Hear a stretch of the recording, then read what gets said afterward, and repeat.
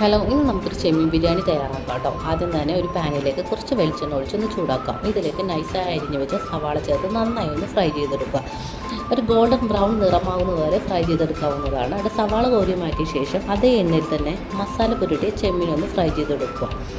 ചെമ്മീൻ അധികം ഫ്രൈ ആകണമെന്നില്ല കേട്ടോ. അപ്പോൾ നമുക്കിനി മസാല തയ്യാറാക്കാം. അതേ എണ്ണയിൽ തന്നെ നല്ല സവാള നന്നായി വഴറ്റുക. പകുതി വഴന്ന് വരുമ്പോൾ അതിലേക്ക് തക്കാളി നന്നായി ഉടയുന്ന വരെ വേവിച്ചു കൊടുക്കുക. ഇഞ്ചി, വെളുത്തുള്ളി, പച്ചമുളക് കൂടി ചേർത്ത് വഴറ്റാവുന്നതാണ്. ഇതിലേക്ക് പുതിനയില, മല്ലിയിലയും കൂടി ചേർത്ത് കൊടുക്കാവുന്നതാണ്. അതിനുശേഷം മഞ്ഞൾപ്പൊടി, മുളക് പൊടി, ഗരം മസാല, മല്ലിപ്പൊടി, കുരുമുളക് പൊടി എന്നിവയെല്ലാം ചേർത്ത് പച്ചമണം മാറുന്നവരെ ഒന്ന് വഴറ്റി കൊടുക്കുക. ഇതിലേക്ക് ഫ്രൈ ചെയ്ത് വെച്ച ചെമ്മീനും കൂടി ആഡ് ചെയ്ത് ഒന്ന് മിക്സ് ചെയ്ത് കൊടുക്കുക.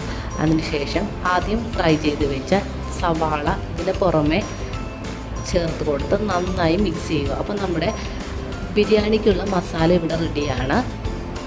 ബിരിയാണിക്കുള്ള ചോറ് തയ്യാറാക്കാം കേട്ടോ. കുക്കറിലാണ് തയ്യാറാക്കുന്നത്. കുക്കർ ചൂടായി വരുമ്പോൾ തന്നെ നെയ്യ് ഒഴിച്ചു കൊടുക്കുക. അതിലേക്ക് ഗ്രാമ്പു, ഏലക്ക, പട്ട, പച്ചമുളക്, ഇഞ്ചി, വെളുത്തുള്ളിയും ചേർത്ത് നന്നായി വഴറ്റുക.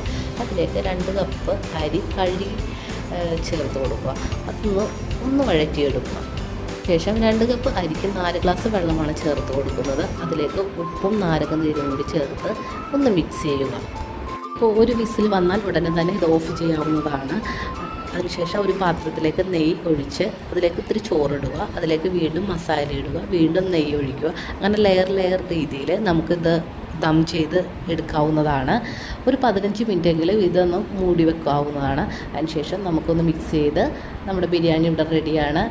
നല്ല ടേസ്റ്റിയാണ്. നിങ്ങൾ എന്തായാലും ട്രൈ ചെയ്യണം. വീഡിയോ ഇഷ്ടപ്പെട്ടാൽ ലൈക്ക് ചെയ്യണം, ഷെയർ ചെയ്യണം. അപ്പോൾ വീണ്ടും ഒരു വീഡിയോയുമായി കാണാം. Okay, by.